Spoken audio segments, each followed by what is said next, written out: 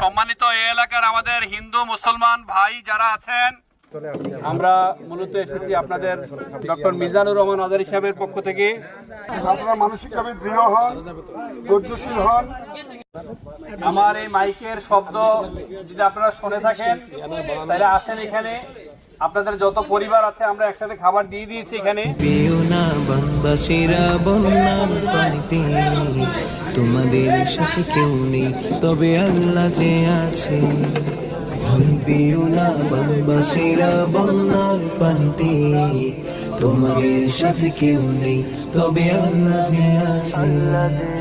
আল্লাহ দোয়া করেন, আল্লাহকে ডাকেন, আমরা দোয়া করি আল্লাহ তাআলা যেন এই বিপদ আমাদের কাছ থেকে কাটিয়ে নেন। যে আছে। ভয় পেও না বনবাসীরা বন্যার পানিতে, তোমাদের সাথে কেউ নেই, তবে আল্লাহ যে আছে।